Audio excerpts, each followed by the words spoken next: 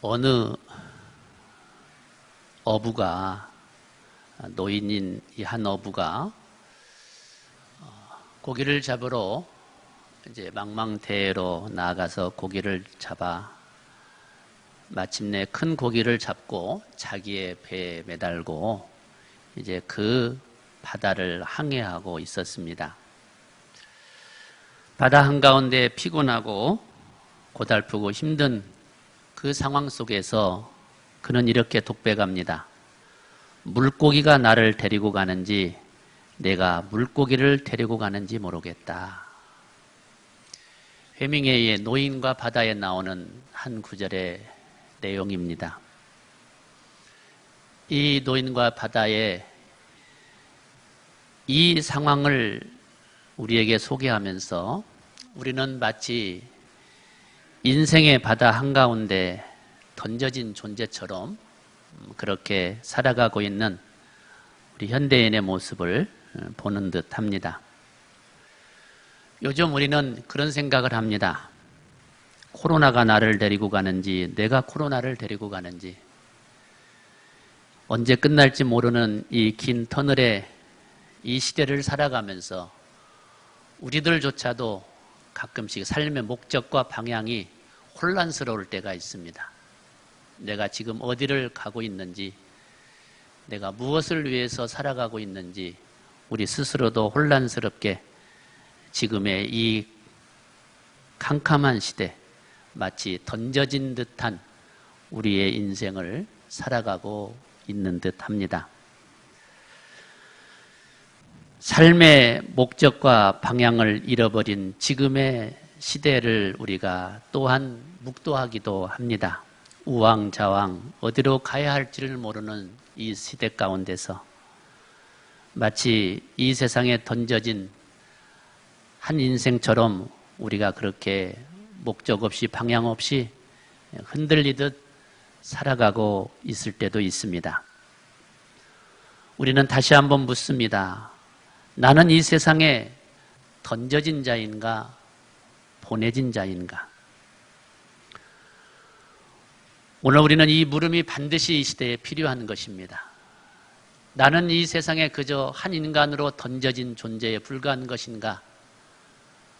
그래서 그렇게 많은 사람들과 휩쓸려서 그렇게 때론 사람의 방향과 목적을 잃어버린 채 그렇게 흘러가듯 살아가고 있는 던져진 인생처럼 사는 사람인가? 아니면 분명한 내 삶의 방향과 목적이 있어서 나를 보내신 자의 뜻을 따라 그 사명을 감당하며 살아가고 있는 존재인가? 우리는 어느 때보다도 지금 이러한 질문을 우리 자신에게 던져야 합니다. 성경은 분명하고 정확하게 우리가 어떤 존재인가를 가르쳐주고 있습니다. 시편 23편의 말씀은 여호와는 나의 목자시니 내게 부족함이 없으리로다. 그가 나를 푸른 풀밭에 누이시며 쉴만한 물가로 인도하시는도다. 내 영혼을 소생시키시고 자기 이름을 위하여 의의 길로 인도하시는도다. 내가 사망의 음침한 골짜기를 다닐지라도 해를 두려워하지 않을 것은 주께서 나와 함께 하심이라. 주의 지팡이와 막대기가 나를 안위하시나이다. 나를 인도하시는 분이 있다는 사실입니다. 나를 지키시고 인도해 주시는 분이 계시다는 말씀입니다. 마태복음 10장 15절 말씀에서는 보라 내가 너희를 보냄이 양을 이리 가운데로 보냄과 같도다. 그러므로 너희는 뱀같이 지혜롭고 비둘기 같이 순결하라고 말씀해 주고 있습니다. 우리를 이 땅에 보내신 자가 있다는 말입니다. 우리는 보냄을 받은 존재라는 것을 성경은 분명하게 말씀해 주고 있습니다. 그러므로 저와 여러분은 누가 뭐라고 그래도 이 땅에 던져진 존재가 아니라 우리는 하나님께로부터 보내심을 받은 하나님의 거룩한 자녀들인 줄로 믿습니다. 그러면 이제 우리는 이러한 사실을 우리 마음에 굳게 새기고 하나님께로부터 보내진 존재임을 우리가 깨달아 알 때 우리는 어떤 삶을 살아갈 수 있는가? 우리가 함께 생각하면서 우리의 삶을 다시 한번 뒤돌아보고 삶의 결단이 있는 저와 여러분 되기를 진심으로 소망합니다. 저처럼 우리는 우리가 하나님께로부터 보내어진 존재임을 알 때 우리는 하나님이 주신 꿈과 사명으로 불꽃 같은 존재로 살아갈 수 있다고 하는 것입니다. 여러분, 우리가 성경의 창세기 6장 3절 말씀에 보면 노아 시대를 가리켜 이렇게 기록하고 있습니다. 여호와께서 이르시되 나의 영이 영원히 사람과 함께 하지 아니하리니 이는 그들이 육신이 됨이라. 그러나 그들의 날은 120년이 되리라 하시니라. 육신이 그들의 날을 여기에서 기록하고 있고 그들이 육신이 되어버렸다라고 선언하는 것을 보게 됩니다. 육신이 됨이라. 육신이 됨이라. 이게 무슨 말씀입니까? 우리 인간이 영적인 존재이죠. 하나님의 영을 받은 자들이죠. 그런데 우리가 육신이 되어버렸다는 것입니다. 그래서 그것을 하나님은 보시고 매우 안타까워하시며 육신이 되어버린 이 땅 그리고 피조물들을 쓸어버리시겠다고 하나님이 작정하십니다. 왜 이 땅을 쓸어버리시기로 하나님이 작정하십니까? 육신이 되어버렸기 때문입니다. 영적인 존재가 육적인 존재로 살아가기 때문에 하나님이 쓸어버리시겠다는 것입니다. 육신이 되며라. 이미 그들 안에 하나님이 주신 영을 잃어버린 존재로 살아가고 있었다는 말입니다. 인간은 영혼이 있을 때 사람인 것입니다. 인간의 영혼은 창조주의 꿈이 있을 때 행복한 것입니다. 하나님이 인간에게 주시는 꿈이 비전이라고 하는 것입니다. 사람이 이 꿈이 없으면 허무와 무기력한 삶을 살아가게 되어 있습니다. 그러나 우리는 사단이 주는 꿈을 견제해야 됩니다. 사단이 주는 꿈은 인간을 죄와 욕망에 사로잡히게 하기 때문인 것입니다. 인류 최초의 에덴 동산에서 하와는 이 사단이 주는 꿈을 붙잡습니다. 그래서 네가 이것을 먹으면 눈이 밝아져 하나님같이 되리라고 하는 이 유혹에 넘어가 버리고 맙니다. 사단이 주는 꿈을 붙잡으면 인간은 타락하고 죄와 욕망에 사로잡힌 인생을 살아갈 수밖에 없습니다. 그래서 우리는 하나님이 우리에게 주시는 꿈과 비전을 붙잡아야 되는 것입니다. 그래야 우리가 살고 우리가 생명을 얻되 더 풍성히 얻는 놀라운 은혜 가운데 살아가게 되는 것입니다. 로마서 11장 9절 말씀에 보면 또 다윗이 이르되 그들의 밥상이 울무와 덫과 거치는 것과 보응이 되게 하시옵고라는 말씀이 소개되어집니다. 이 말씀은 이렇습니다. 자기를 대적하는 원수들을 위해서 기도할 때 하나님 저들을 당장에 쳐서 죽여주세요. 저들을 쳐서 멸해주세요. 이렇게 기도하는 것이 아니라 다윗은 오늘 성경 말씀과 같이 그들의 밥상이 울무와 덫이 되게 해달라고 그랬습니다. 그들의 밥상이. 이게 무슨 말입니까? 사람이요 그저 먹는 일이 목적이 되는 인생이 가장 불쌍한 인생이라는 말이에요. 자기의 소망과 꿈과 희망도 없이 목적도 없이 그저 항상 걸상하게 차려서 먹는 것에 만족하는 오직 밥 먹는 일에 삶의 목적이 있는 인생, 이게 가장 불쌍한 인생, 저주받은 인생이라는 거예요. 그래서 다윗은 자기의 원수들이 그 밥상이 울무와 덫이 되게 하옵소서, 그저 그 밥 먹는 일에 즐거워하고 기뻐만 하게 하옵소서, 그래서 멸망의 길로 가게 한다는 거예요. 영혼에 관심이 없이 그저 인생의 가장 원초적인 배부름에 먹는 일이 목적이 된 가장 어리석은 인생이 되게 해달라는 말인 것입니다. 이여름 교수는 바보를 밥보라고 하는 말로 표현했습니다. 밥보, 이게 바보의 뜻이라는 거예요. 밥보, 밥만 먹는 인생이라는 말입니다. 여러분, 꿈이 없고 소망이 없는 인생이 바보라는 뜻인 것이죠. 미국의 매치 폭스라는 학자는요, 게으름의 사람의 치료는 열심히 살아보자 다짐하는 것이 아니라 내 안에 있는 불꽃을 발견하는 것이라고 말했습니다. 참 의미심장한 말입니다. 내가 아무리 열심히 살자 다짐하는 것보다 내 안에 꿈틀거리는 불꽃을 바라볼 때 인생은 일어나기 시작한다는 겁니다. 게으름에서 뛰어나온다는 것입니다.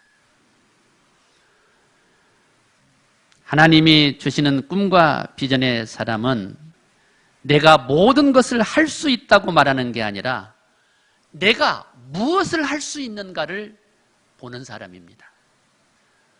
그렇게 하나님의 비전은 그것을 나로 보게 하는 능력이 있습니다. 내가 이것도 하고 저것도 하고 모든 것을 다 할 수 있다고 하는 것이 아닙니다. 그것이 하나님이 주신 비전이 아닙니다. 하나님의 비전은 내가 무엇을 잘 할 수 있는가를 보게 하시는 것입니다.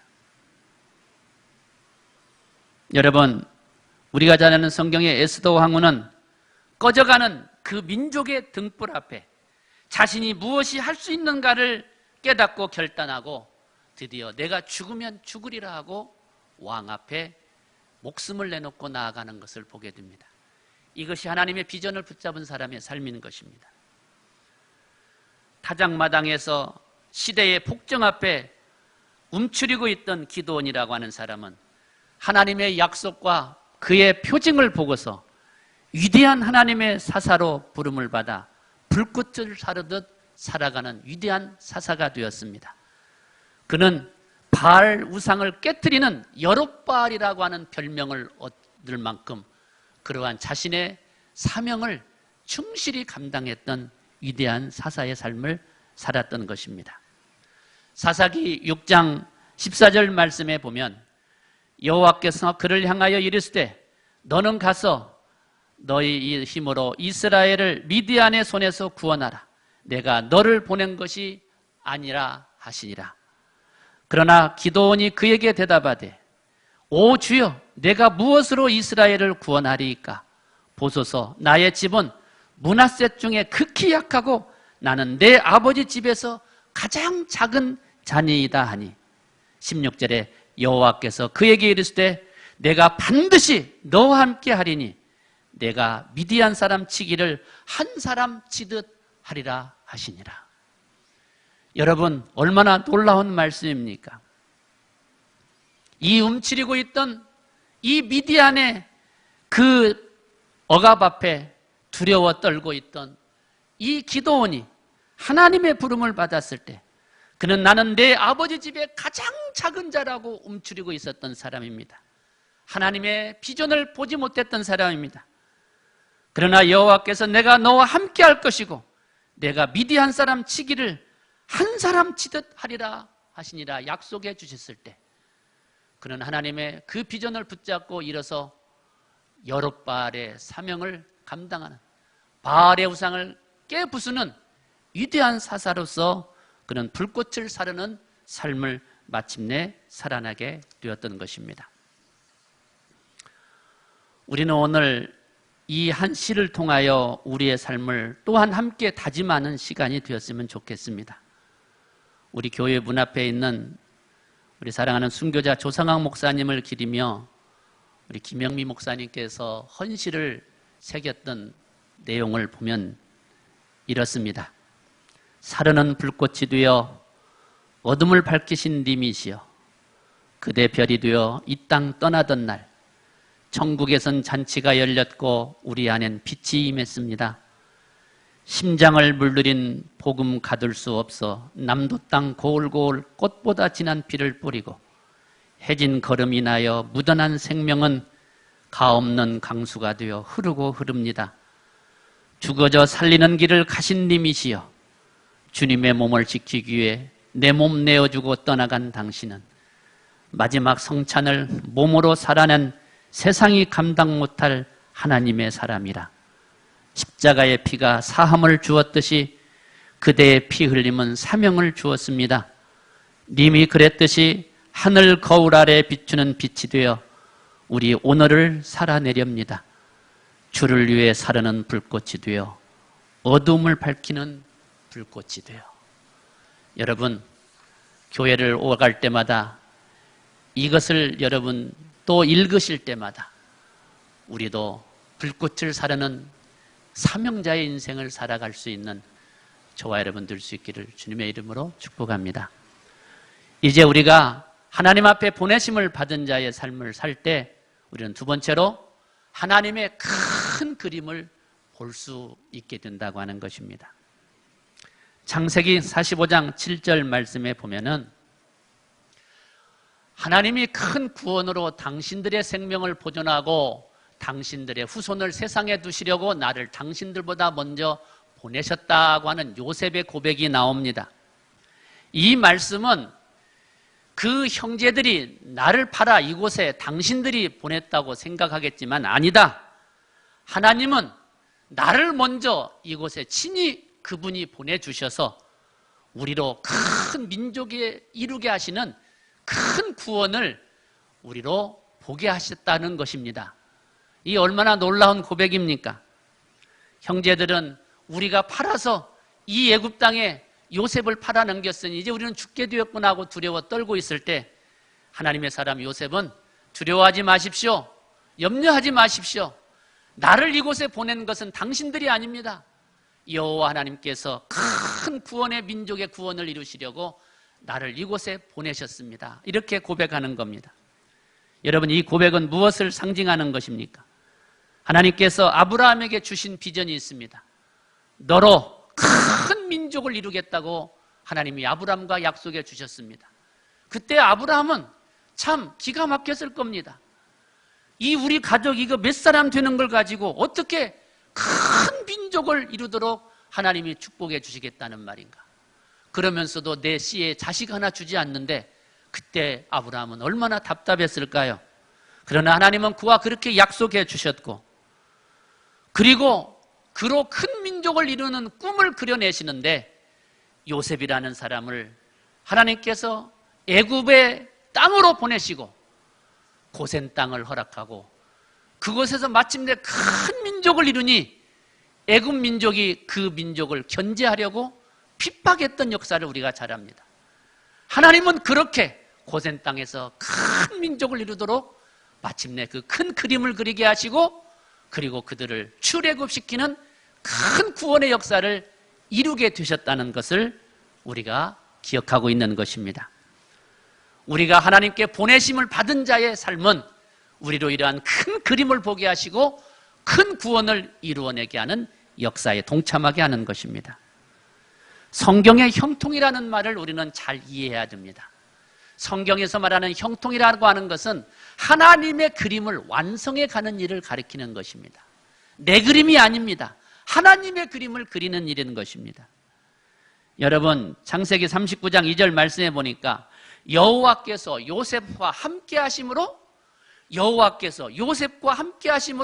그가 형통한 자가 되어 그랬습니다.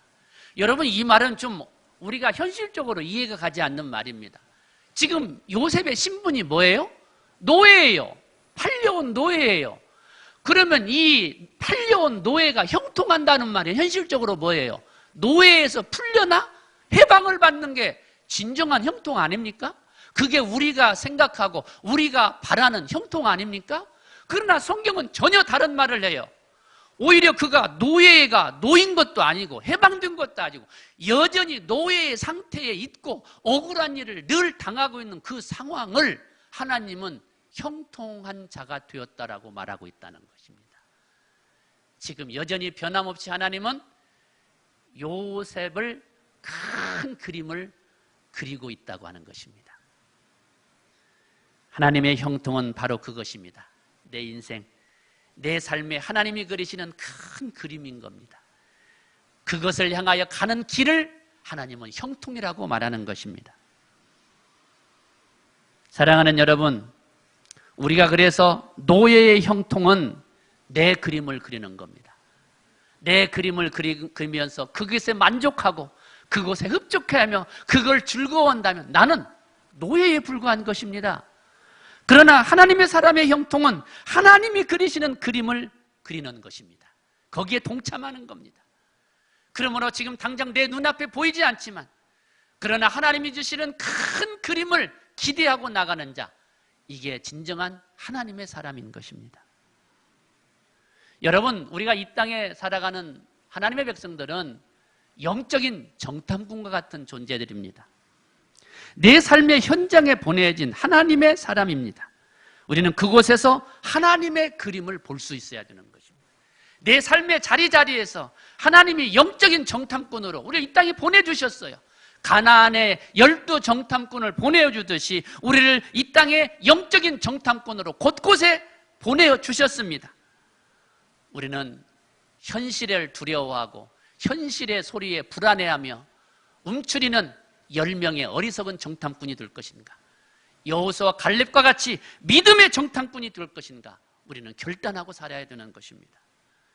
여러분, 그래서 우리는 이 땅에서 하나님의 그림을 그릴 수 있고 하나님의 그림을 기대하며 그것을 꿈꾸며 살아갈 때 진정한 영적 정탐꾼의 삶을 살아가는 것입니다. 저와 여러분을 지금 이 시대에 하나님은 영적인 정탐꾼으로 각 곳에 파송해 주셨습니다. 세상의 소리가 두렵습니까? 세상의 친구들이 하는 이야기들이 우리를 불안하게 만듭니까? 그래서 우리는 10명의 정탐꾼처럼 우리는 메뚜기 같고 우리는 스스로 저들 앞에 죽을 수밖에 없는 인생이라고 낙심하렵니까? 여호수아와 갈렙처럼 저들은 우리의 밥이다. 하나님 앞에 믿음으로 이 세상을 정확하게 영적으로 진단할 수 있는 하나님의 꿈과 비전을 품은 위대한 영적 정탐꾼의 삶을 살아가시기를 축복합니다. 사랑하는 여러분, 우리는 민감한 것과 예민한 것을 구분할 줄 알아야 됩니다. 민감한 것은 보내어진 존재들이 느끼는 마음입니다. 그것은 이웃의 필요에 응답하는 삶을 살아가는 것입니다. 민감한 삶이라고 하는 것은 나에게 내 삶의 필요를 찾는 것이 아니라 이웃의 필요에 응답할 수 있는 삶, 바로 이것이 우리가 민감한 사람의 삶인 것입니다. 예민한 사람이 있습니다. 이건 던져진 존재의 삶입니다. 누가 뭐라고 말하는 것에 너무나 예민하게 반응하고 거기에 우리는 쉽게 움츠려드는 인생이 있습니다. 그들은 오직 자신의 필요에만 응답합니다. 내가 무엇이 필요한가? 내게 필요한 일이 무엇인가? 내게 있어야 할 것이 무엇인가? 내가 안전한 길이 어떤 것인가? 그들의 눈에는 하나님의 뜻과 이웃에 대한 관심은 없습니다. 그렇게 우리는 예민한 던져진 존재처럼 살아갈 때도 있습니다. 우리는 오늘 또 이 땅에 하나님의 자녀 성도로서 살아갈 때 성령의 소리에 민감한 하나님의 사람들로 살아갈 수 있기를 축복합니다. 예수님은 세상의 평가에 예민하기보다는 세상의 필요에 민감했던 삶을 사셨던 분입니다. 예수님 곁에는 어떤 인생들이 모여들었습니까? 예수님은 자신의 곁에 모여든 인생들에게 세상이 나를 뭐라고 평가하더냐, 나를 어떻게 이야기하더냐 관심이 없었습니다. 세상이 나를 뭐라고 하든지, 세상이 나를 어떻게 평가하든지 예수님에게는 관심이 없었습니다. 오직 그분의 관심은 이것이었습니다.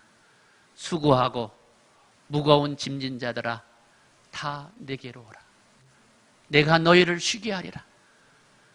그리고 병든 자들이여 내게로 오라. 오직 예수 곁에는 바로 그러한 주님 앞에 그 필요를 요청하는 많은 사람들이 그분 곁에 있었습니다. 이것이 그리스도의 사명이었고 오늘 그의 제자로 살아가는 저와 여러분의 삶입니다. 오늘 세상에서 우리를 향한 어떠한 이야기, 평가, 그 가치가 중요한 것이 아닙니다. 오늘 우리는 오직 하나님의 사명자로서 하나님의 비전을 품어 이 땅의 영적 정탐꾼의 사명을 감당하면서 우리는 성령의 소리에 민감하고 이 시대가 진정으로 살아날 수 있는 길이 무엇인가를 그것을 놓치지 않고 갈 수 있는 진정한 지혜자의 삶, 믿음의 삶의 길을 걸어갈 수 있는, 그래서 오늘 예수님처럼 수고하고 무거운 짐진 인생들에게 진정한 자유함과 평안함의 길이 무엇인가를 말해줄 수 있는 인생, 오늘 성령의 소리에 민감할 수 있는 그러한 하나님의 사람으로 살아가야 될 줄로 믿습니다. 여러분, 이 땅의 성도는 하나님의 비전을 어떻게 받을 수 있습니까? 중요한 것은 이것입니다. 그렇다면 우리가 하나님의 비전을 어떻게 받고 살아갈 수가 있는 것인가? 베드로전서 1장 3절 말씀에 보니까 우리 주 예수 그리스도의 아버지 하나님을 찬송하리로다. 그의 많으신 긍휼대로 예수 그리스도를 죽은 자 가운데서 부활하게 하심으로 말미암아 우리를 거듭나게 하사 산소망이 있게 하셨다고 그랬습니다. 거듭나게 하사 산소망이 있게 하셨다고 그랬습니다. 이것 때문에 우리는 바로 불꽃을 사르는 삶을 살아갈 수 있는 것입니다. 우리를 거듭나게 하시고 산소망을 왜 주셨습니까? 우리가 밥이 목적인 인생이 살지 않도록 우리에게 사명을 주시고 비전을 주셔서 우리가 그 사명 때문에 불꽃을 타오르게 하는 삶을 살아내게 하기 위해서 오늘 우리에게 거듭남과 산소망을 주셨다는 말씀입니다. 여러분, 우리를 죄악 가운데서 주 예수 그리스도의 피 흘림을 말며 우리를 살려내신 이 위대한 하나님의 역사를 우리가 내팽개치는 어리석은 인생 살지 않기를 소망합니다. 한낱 밥이 목적이 인생이 되어 그것에 얽매인 어리석은 인생의 삶을 달려갈 것이 아니라 우리에게 참 생명을 주시고 거듭남을 주시고 산소망을 주신 그 뜻을 따라 우리에게 보내주신 각자의 사명을 불타오르듯 사명 감당하는 멋진 인생 살아갈 수 있는 저와 여러분 되기를 소망합니다. 여러분, 사탄은 우리에게 한 방을 가지고 유혹합니다. 그래서 사탄은 언제나 만들어진 걸 가지고 우리에게 공격합니다. 그게 예수님을 시험하던 장면 아닙니까? 그냥 절 한번 해. 그러면 저 세상 보이지? 다 줄게, 그냥 저 영화를. 여러분, 그렇게 하와를 유혹할 때도 이것 먹으면 그냥 하나님같이 발긋는 줘버릴게. 우리는 종종 이 세상을 한탕주의로 살아갈 때가 있습니다. 한 방이면 되겠다고 하는 어리석은 꿈을 꿀 때가 많습니다. 그것은 지혜로운 삶이 아닙니다. 하나님은 우리들에게 씨를 뿌려주십니다. 우리에게 성장하는 과정을 겪게 하시고 꿈을 기원하게 하십니다. 광야 40년은 짧은 세월이 아니었습니다. 그곳에서 그들이 믿음으로 정화되어지고 새로워지도록 하나님은 우리를 훈련하시는 분이십니다. 하나님은 그렇게 우리에게 씨를 뿌려주십니다. 그래서 우리가 좋은 밭에 말씀의 씨가 뿌려질 때 하나님의 그림이 완성될 수가 있는 것입니다. 오늘 우리는 좋은 밭을 준비하는 일이 이래서 중요한 것입니다. 하나님은 그렇게 씨를 뿌려서 그곳에서 자라나기를 기다리시는 분이십니다. 다 만들어진 열매를 가지고 우리에게 오시는 분이 아니십니다. 그 믿음의 씨를 뿌리셔서 그 말씀의 씨가 자라며 성장하여 마침내 그늘이 되고 열매가 되게 하시는 것입니다. 창세기 45장 8절 말씀에 보면 그런즉 나를 이리로 보낸 이는 당신들이 아니요 하나님이시라. 하나님이 나를 바로에게 아버지로 삼으시고 그 온 집의 주로 삼으시며 애굽 온 땅의 통치자로 삼으셨나이다. 마침내 요셉이 하나님이 그리는 큰 그림을 보던 순간입니다. 아, 이것을 위해서, 이때를 위해서 하나님이 나를 이곳에 보내셨구나. 드디어 마침내 그가 하나님이 그리셨던 큰 그림을 보게 된 것이죠. 요셉을 향한 하나님의 목적이 그를 이끌어 가시고 애굽에 보내어 하나님의 구원의 큰 그림을 보게 하신 것을 요셉이 마침내 고백하게 된 것입니다. 우리가 잘 아는 릭 워렌 목사님의 목적이 이끄는 삶은 그 제목이 어떻게 나왔는가가 참 궁금해요. 그런데 그 목사님에 의하면 사도행전 13장 36절에서 그는 이 제목을 찾았다는 것입니다. 다윗은 당시에 하나님의 뜻을 따라 섬기다가 잠들어 그 조상들과 함께 묻어 썩음을 당하였다라는 말씀이 있습니다. 여기 보면 하나님의 뜻을 따라 섬기다가 라는 말씀이 있죠. 이 말씀이 영어 성경 NIV에 보면 David had served God's purpose. 뭐예요? 하나님의 목적을 섬기다가. 아주 해석이 잘 되어 있습니다. 하나님의 목적을 섬기다가. 여기에서 릭 워렌 목사님은 그렇다. 우리의 인생은 목적이 이끄는 삶을 살아야 되는 것이다. 그래서 다윗도 하나님의 목적을 섬기다가 죽었다는 거예요.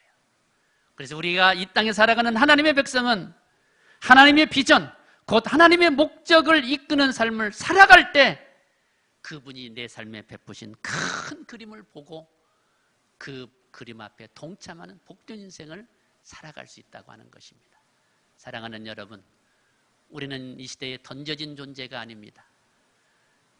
그러므로 우리는 하나님 앞에 보내진 존재로서 하나님의 주신 비전과 꿈을 바라보고 불꽃을 타오르듯 우리의 사명을 위해 달려가며 하나님이 그려내시는 큰 그림을 바라보고 진정한 참된 형통의 삶이 하나님이 내 안에서 그려내시는 아름다운 그림의 삶인 것을 기대하고 이 믿음의 길을 나아갈 수 있는 저와 여러분 될 수 있기를 주님의 이름으로 축복합니다.